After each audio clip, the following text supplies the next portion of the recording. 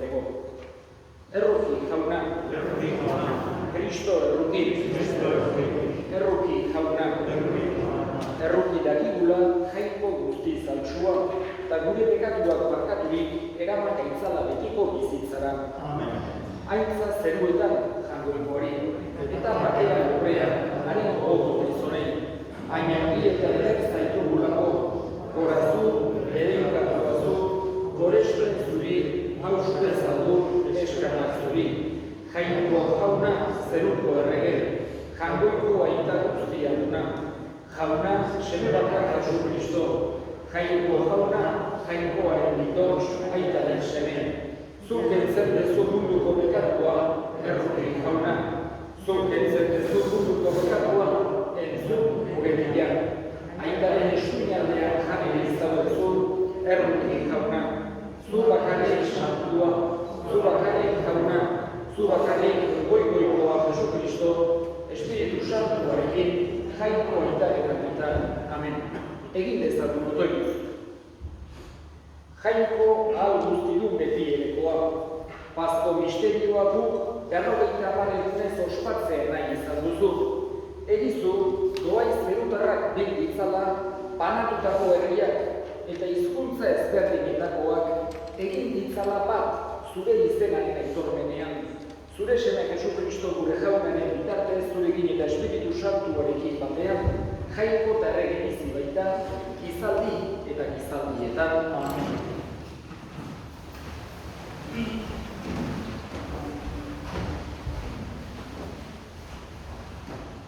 Lectura del profeta Joel. Así dice el Señor Dios: derramaré mi espíritu sobre toda carne, profetizarán vuestros hijos e hijas, vuestros ancianos soñarán sueños, y vuestros jóvenes verán visiones. También sobre mis siervos y siervas derramaré mi espíritu en aquellos días. Haré prodigios en el cielo y en la tierra, sangre, fuego, columnas de humo. El sol se entenecerá, la luna se pondrá color sangre, antes de que llegue el día del Señor, grande y terrible. Cuantos invoquen el nombre del Señor se salvarán. Palabra de Dios.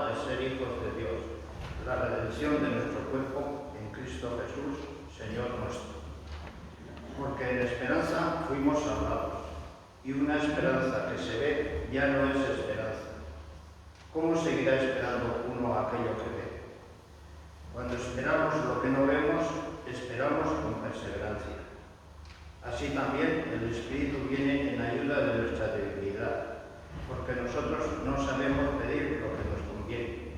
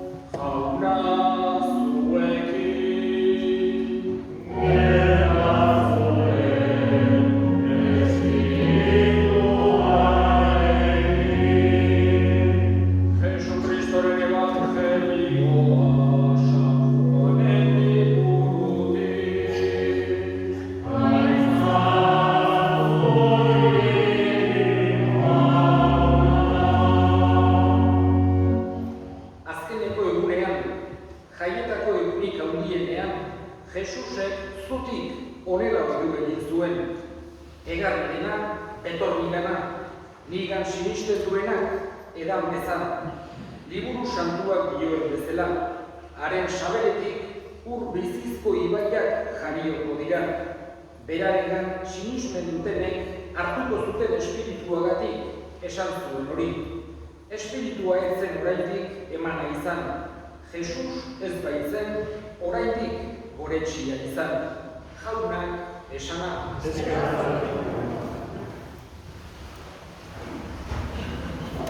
Pentekostez bezperako meza ari gara ospatzen, eta gure begirada jarria dugu apostoloengan Espiritu Santua suzko bigainen irudian hartu zuten egun hartan, Jaungoikoaren indarra bere barrenean sentituz, eta horrek bultzatu zituen barrenean ikasitakoa, bere sinismena, bere maitasuna, bere itxaropena, mundu guztiko, herrialde guztietako, hizkuntz guztietako jendeekin konpartitzera.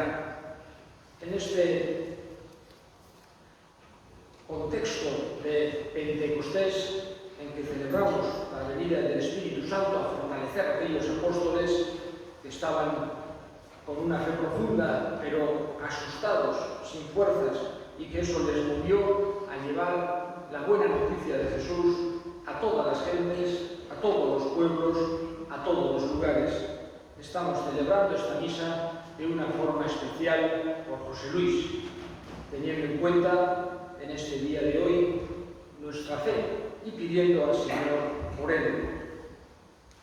Después de una vida, vamos a decir, no muy larga, ha muerto relativamente joven, pero sin embargo una vida vivida intensamente, dejando una huella profunda en tanta gente, en su familia, en el trabajo en Beatzu, en los amigos de aquí de Lecumberri, de Tolosa, de Mondragón, también en su gran afición, que es la montaña, que podemos decir en nuestra religión cristiana la montaña tiene, y toda la naturaleza, pero especialmente la montaña, una significación especial.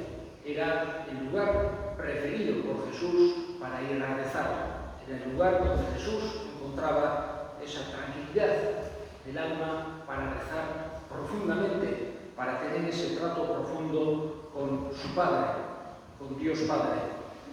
Y, digamos, por eso también el sitio más adecuado para nosotros sería el templo, pero el segundo más adecuado, sin duda, es la montaña. Esa afición tan nuestra, tan de nuestra tierra, y que vivimos entre montañas, que tiene, vamos a decir, una importancia tan grande.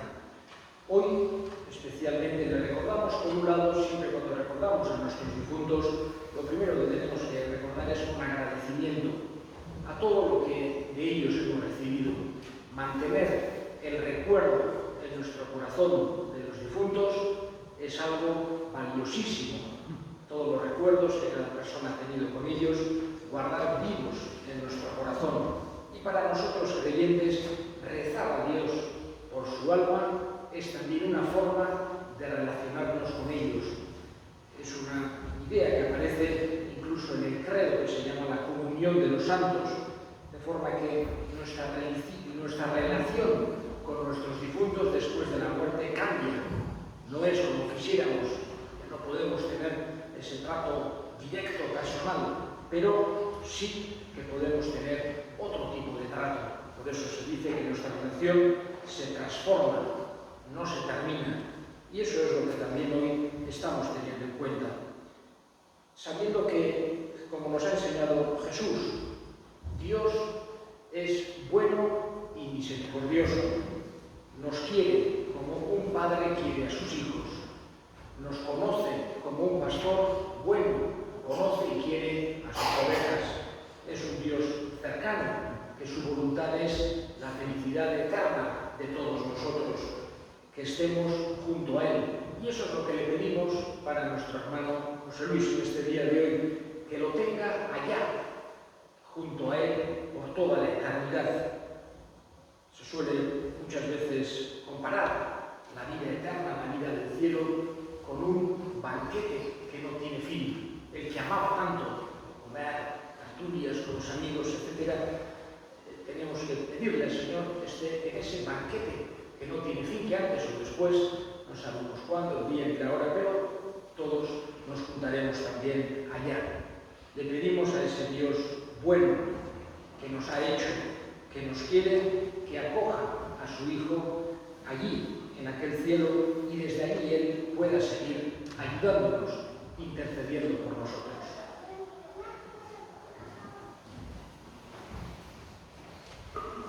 Creo en un Dios Padre Todopoderoso, Creador del cielo y de la tierra. Creo en Jesucristo, su único Hijo, nuestro Señor, que fue concebido por la gracia del Espíritu Santo. Nació de Santa María Virgen, padeció bajo el poder del Poncio Pilato, fue crucificado, muerto y sepultado. Desde allí a los cielos. Al tercer día resucitó entre los muertos, subió a los cielos y está sentado a la derecha de Dios, Padre Todopoderoso. Desde allí a la lugar a los muertos.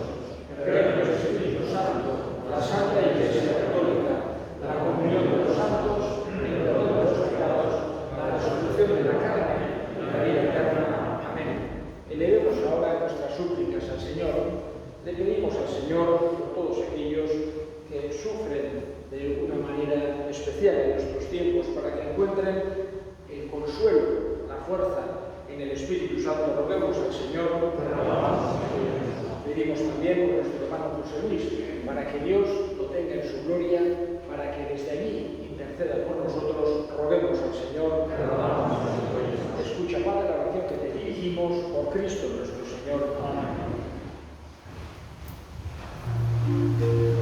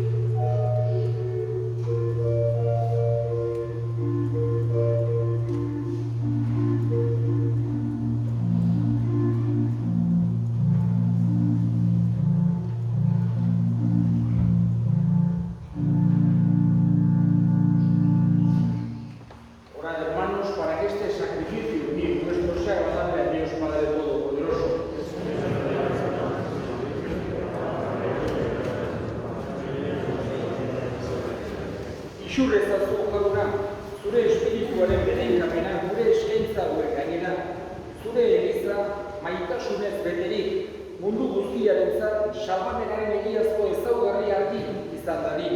Jesu Kristo gure jaunaren bitartez. Amen. Jauna zuekin.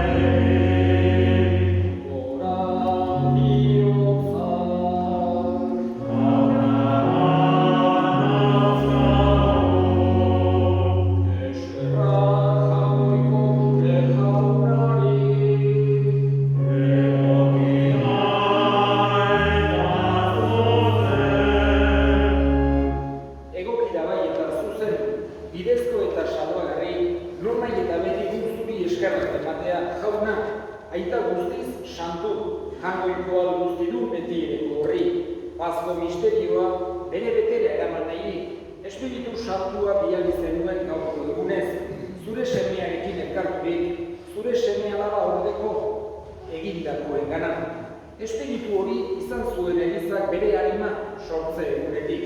Berak eraman zituen ere guztiak jainkoa izango zera. Berak elkartu ere fede beraren aitormenean, hizkuntza ezberdinetan banatutakoak. Horregatik, Pasko pozez gainezka daude, gizon emakume guztiak mundu zabalean. Zeruko indar eta ingelu guztiek ere, horregatik dute beti zure aintzaren gorespena kantatzen.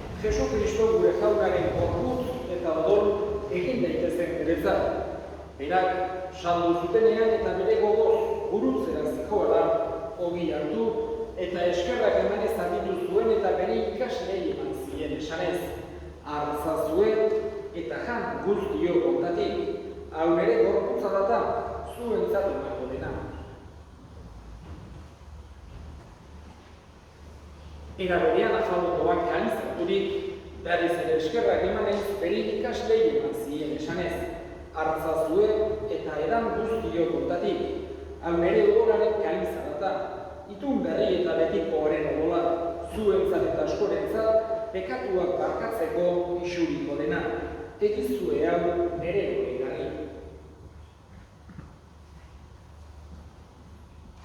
Oh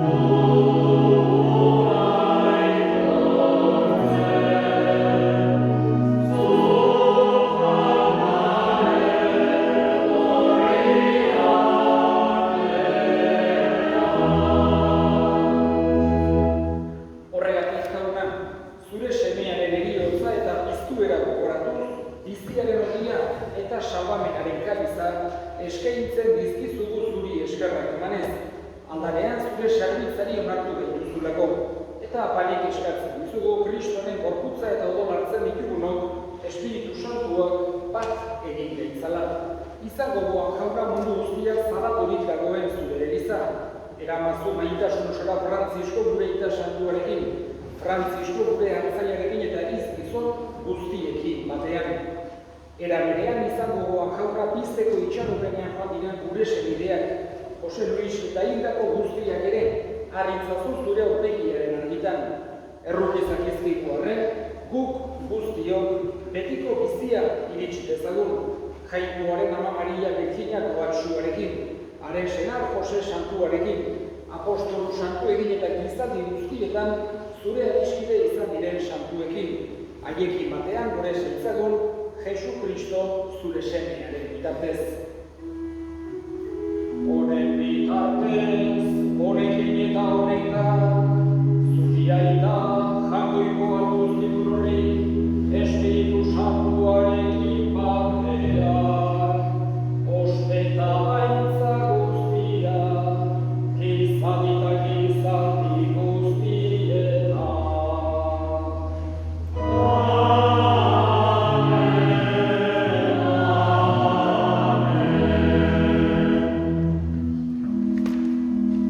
Salbatzaileak aginduta erakutsiari jarraituz, bildur gabe esan dezagun.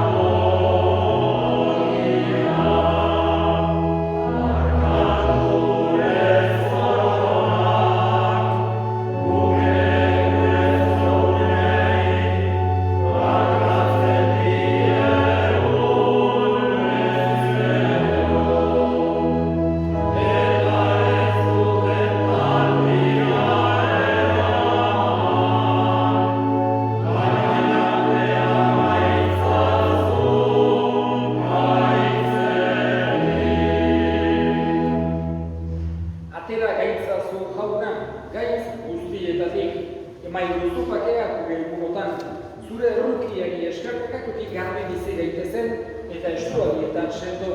Betiko zorionaren itxaropenean Jesu Kristo gure salbatzailea, noiz etorriko den zaila daudela. Jesu Kristo gure jauna zuk esana da apostoluei bakea uzten dizuet, nire bakea ematen.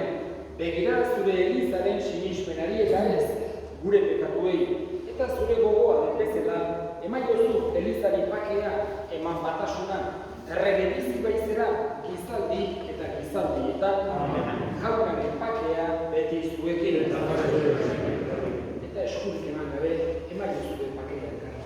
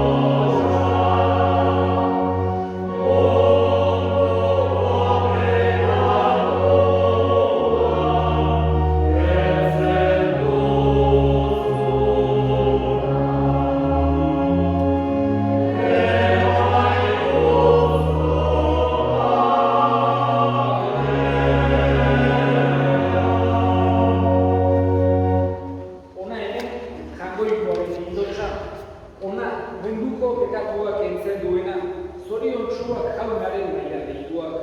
Jaunak ez nahi inor bere etxean sartzeko, baina sartzeko bat eta sartzeko naiz.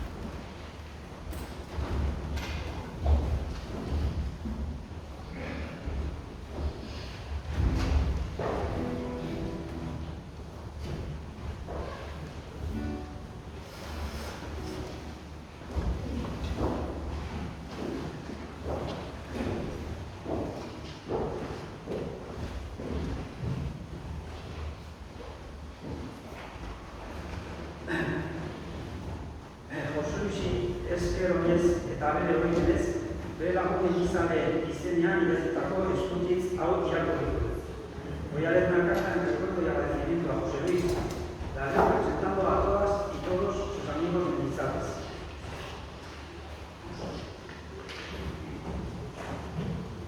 Hola José Luis, hace ahora 41 años que tuvimos la fortuna de conocerte.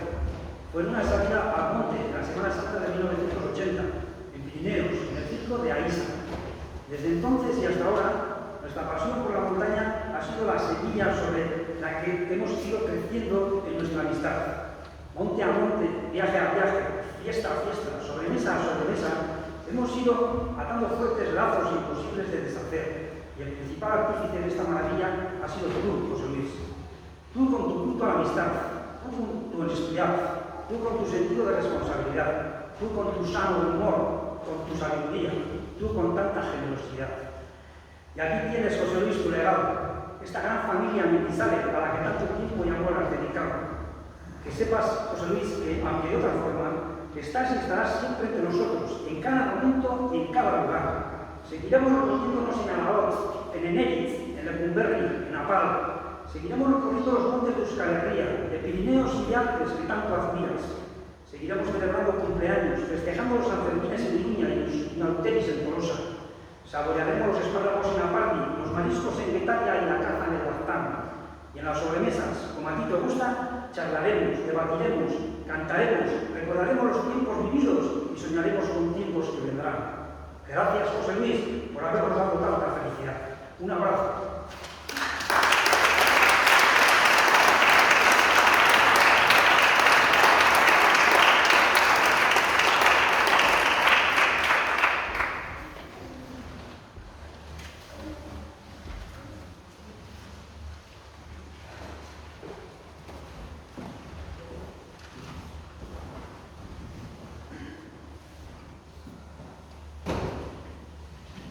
Queremos agradecer a todos los amigos y amigas de Lecumberri la entrañable y emotiva ceremonia que con tanto cariño habéis organizado en esta bonita parroquia para despedir a mi padre.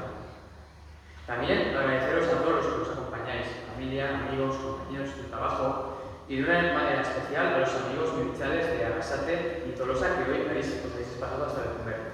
José Luis, nuestro padre, estará muy feliz de veros a todos y a todas. Eskerrik asko.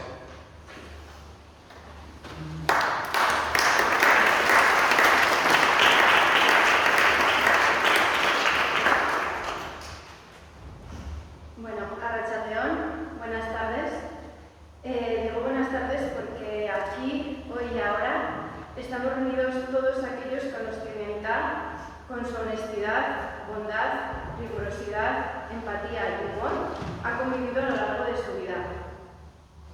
La enfermedad llegó como un vendaval a nuestras vidas, pero tu cuerpo aprovechó la corriente y te has echado a volar. Y es que, como dice la canción que tanto te gusta, Choría Chorí, si le hubiera cortado las alas, habría sido mío, no habría escapado. Pero así habría dejado de ser pájaro. Y yo lo que amaba era un pájaro. Etarí, Choría Nuen Maipe.